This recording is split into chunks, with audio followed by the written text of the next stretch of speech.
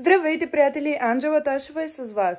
Предполагам сте забелязали и по коментарите видях, че има доста запитвания относно промененото име в YouTube канала, относно сменената снимка, относно това, че вече Георги няма да бъде част от моя живот и като цяло този канал. Исках да изляза и да ви кажа да не очаквате видеа, свързани с мен и с него. А от днес нататък ще си бутам изцяло сама, както винаги съм ми правила. Просто за краткото време, да, понеже не е много време, за краткото време, в което опознах хората около мен, опознах себе си, разбрах истинските цветове на душите на хората. Реших да се отдръпна изцяло от хора, които гледат и търсят само своя интерес, от хора, които са двулични и повърхностни. Много мразя повърхностни хора. Аз съм от хората, които имам така доста изразени принципи и не обичам такива неща. Не обичам двуличието, не обичам говоренки зад гърба и така нататък. Та като цяло искам да ви уведомя, че от днес нататък този канал ще бъде само единствено мой. Да не очаквате видеа с този човек, защото аз съм изключително обидена. За пореден път ми беше забит нож в гърба от него. Само че аз прощавам, но нали знаете, всеки един човек си има един лимит, който просто не е окей да бъде прекрачван. Нали? Както искате го разбирайте. Понеже сега знам, че ще има въпроси, има какво толкова е станало и така нататък, сега ще ви обясня, за да ме разберете най-елементарно. Когато започнах с YouTube канала, с песента, защото ние реално записахме 2 песни с Гош, нали, но сме ви пуснали само една. Втората песен, за съжаление, ви съобщавам, че няма да види бял свят. Поне моята част в песента няма да бъде включена. Той ако иска да си я пуска, ако иска да си прави там да му влиза някой друг на фит, не ме интересува. Но като цяло нашата оговорка беше такава, че си бутаме двамата. Той знаеше, че аз не съм окей да бъде с... изобщо да се явява на реакции при хора, които публично ме унижават до такава степен, че аз бях в доста тежко състояние, приемах ги доста тежко нещата от начало. Нали, все пак за първи път влизам в такова предаване, не знам как да приема хейта, нали, позитивизма, абсолютно всичко. Просто дойде един момент, в който ми дойде too much. Нали. И се бяхме разбрали с него, че аз няма да ходя на подкасти, на видеа и така нататък, при хора, които реално не го унижават в публичното пространство, което изисках и аз това нещо от негова страна. Но човека явно е видял възможност за маркетинг, защото аз не знам каква маркетинг реклама може да се направи от тия хора, освен да се покаже колко реално е двуличен спрямо мен. Не искам да ви изпадам в такива подробности за абсолютно всяка една ситуация, но ще ви кажа едно, което на мен ми направи изключително грозно впечатление. Също ще ви кажа 2-3 неща, които на мен направиха изключително грозно впечатление и това беше причината аз да прекратя тотално отношения с този човек, вече официално. Щом излизам да ви го кажа и в YouTube, значи аз няма да си променя мнението, каквото и да се случи. Като цяло, всички разбрахме за епитета, който Перси използва към мен по моя адрес в къщата. Епитет демек проститутка. Че съм проститутка. Аз реших да взема нещата в мои ръце. Със сигурност Перси ще бъде подведен под съдебна отговорност. И той много добре знае, защото аз така доста го изживях това нещо, когато го видях. Нали, майка ми се обади и доста така мои близки роднини и приятели ми звънаха и ми казаха, нали, защо се изразява този човек така към тебе, такава ли си наистина. Имаш такива въпроси, имаш един период, в който, нали, след като го чух това нещо, разбира се, че и аз не се почувствах добре. Георги беше до мен. Георги беше плътно до мен и ми дори... Не искам да казвам точно какви неща е говорил, но само ще кажа, че е изключително двуличен, защото аз лично съм чувала как е хранил до неузнаваемост хора като Перси, говорил е някакви неща и за Елеонор, и за някакви други хора от къщата, и за Дидо, и за Мъци, защото той ходи и на реакция при Мъци. И след това отива при тях на реакция. И най-вече ми направи впечатление, че отиде на реакция при Перси. Ами, извинявай, Гоша, ама ако го гледаш това видео, ето тук пред цял YouTube ще ти го заявя, че за мен не е адекватно, когато ти ми се пишеш толкова близък приятел, когато ти ми идваш на вратата и ми се молиш и ми ревеш тук да ти прощавам и така нататък. Като знаеш аз колко съм наранена, примерно от думите на този човек, като знаеш, че аз съм го подвела под съдебна отговорност. И отива при Перси на реакция. Мани всичките други там мъците и тия хора, където така им се подиграваше. Такива епитети хора. Просто по-добре да не ги знаете и да не са в интернет пространство тия неща. Отива като много добре знае, че аз съм ходила при адвокат. Завела съм дело от частно лице към Перси. За изказването, което направи в къщата. Също така съм пуснала и към Павел Колев и Ицака и към цялата им продукция там. Защото те нямат право да уронват моя авторитет. Те нямат право, примерно... Добре, за да ме разберете, защо, примерно, има цензура на думата пучо, обаче няма цензура на думата проститутка, когато Перси казва, че аз съм такава. А по договор, нали... Само едно ще кажа. По договор те нямат право да го правят това нещо. Те нямат право да уронват авторитета и името на някой по такъв начин. Умишлено. Защото, каквото и да си говорим, тяхното от страна на продукция е умишлено. Изписано с субтитри.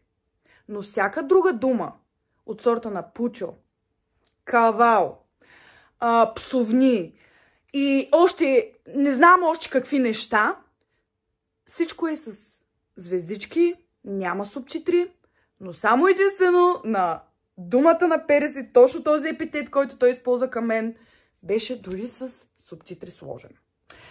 Както и да е, много се отклоних от темата. Исках да кажа, че първо, аз съм предприела действия към Перси и не само към Перси, и към продукцията. И няма да оставя нещата така, повярвайте ми. Исках да кажа, че на мен направи изключително грозно впечатление, защото когато гледах епизода, въпросният епизод с въпросния епитет, Гош беше до мен и видя как реагирах, започна да говори неща по адрес на Перси и така нататък. И накрая, 2 дена по-късно, аджаба, те са заедно в Перси и снимат реакция. И аз написах на Гош, мога да ви изкарам и чатове, но всъщност не знам дали е окей, защото това са прекалено лични неща, но ще ви визирам чата. Аз му казах, не смяташ, че това, което правиш е двулично.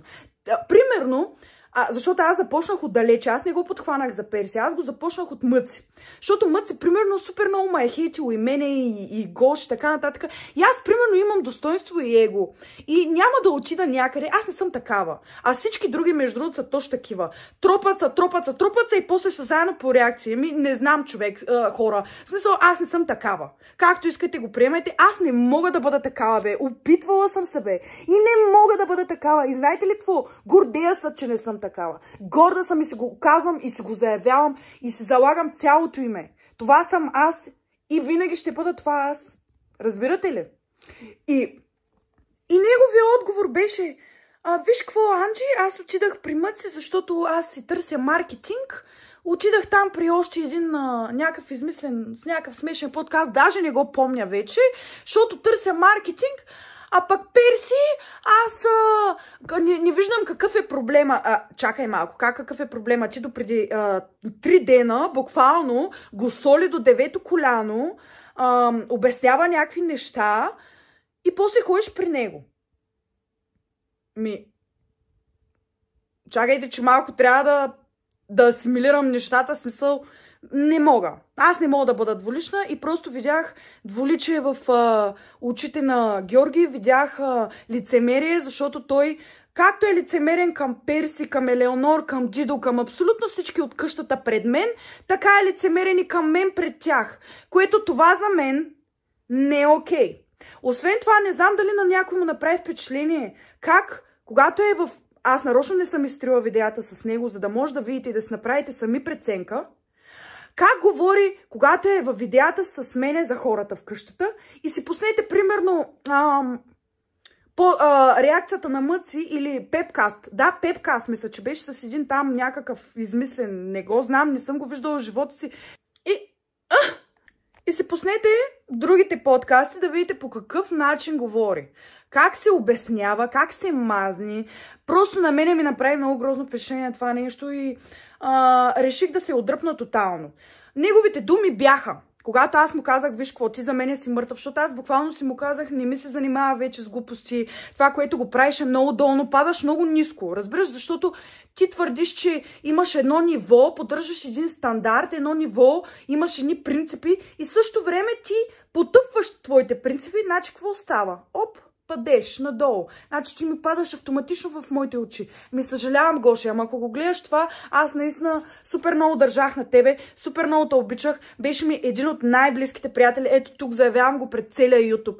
Той, Георги, ми беше един от най-близките приятели, докато не видях реално, че той е човек, който само търси изгода. Той търси... Той иска да става известен. Той иска да бъде супер разпознаваем. Случвало ми се, дори когато излизаме с него, аз пък примерно съм от другия тип хора. Когато излизам навън, аз предпочитам да съм по места, които няма хора, които няма да ме виждат. А той беше точно обратното. Постоянно ме караше, айде да ходим на Витушка. Викам, Гош, мен не ми се ходи на Витушка, защото пък много хора има, ще идват, се занимават с нас. Не ми се занимават, това ме натоварва. Значи, аз не мога да разбера хората, които толкова се стремят да бъдат известни. Значи, да си известен и да си разпознаваем, защото аз реално не съм известна. Аз съм просто разпознаваема. Но това въобще не е лесно. Това си тежи. Това си има... носиш отговорност. Това е един вид отговорност. И аз просто го виждах как той просто иска да се бута, да го виждат хората, да го знаят. Това не е моето. Това наистина не е моето. И аз му бях казала, Гош, ти се целиш да ставаш известен. И това ти е някаква фикс идея, но не е окей за тебе. И той просто ми отговори с думите, това си е мое решение, аз искам да си правя маркетинг, да си бутам, да си движа нещата. И аз му казах, добре. Предупредих го, че един ден всички ще разберат защо е станало така. И ето този ден настъпи днес. Реших да ви споделя. Отново казвам, защото има супер много коментари, някакви изказвания от сорта на той Гош не те изтърпя или нещо такова. Ами не, да ви кажа точно обратното, защото пък Гош, ако е толкова прекрасен и не е правил грешки към мене, защо аджаба 10 000 пъти дойде да ми иска прошка и да ми обяснява как е израснал с супер фалшиви хора, не е имал приятелство и затова той не знае как да се държи като приятел. Защото аз неведнъж му бях казала, Гош, ако някой та нарани теб, той наранява и мен. Автоматично. Аз няма да ходя с този човек да пия кафе, да ходя от тях или да правя реакции. Няма да го направя. А той го направи точно това. След като аз му казах, че за мен това е прекрачване на моите граници, прекрачване на моето его и достоинство. Та хора, това е причината, поради която аз от 3-4 дена насам движа сама профила в YouTube и ще бъде така много занапред. Може да очаквате видеа с мен и Даниела, защото знаете, че тя е една от най-близките им приятелки и се получава доста добре видеята. Това не означава, че канала ни ще бъде общ, напротив. Ще си качвам и сама неща, имам и проекти, които съм ви предвидила. Имам така доста интересна изненада за вас съвсем в скоро време. Но просто искам да знаете, че аз съм човек, който държи на себе си. Това е от мен, който както иска да го разбира. Ако искате ми се сърдете, че Гош няма да бъде с мен, но реално по-скоро се надявам да ме разберете, вместо да ме опрекнете за това нещо, да влезете в положение и в моите гащи, нали, както се бях изразила в къщата, че така ме подиграваха. И това е общо взето. Очаквайте много интересни видеа от мен. Благодаря ви, че изгледахте това видео. Не забравяйте да цъкате камбанки, сабскрайби, палец нагоре, да сабскрайбите в OnlyFans ми и да ме последвате в Instagram профила ми.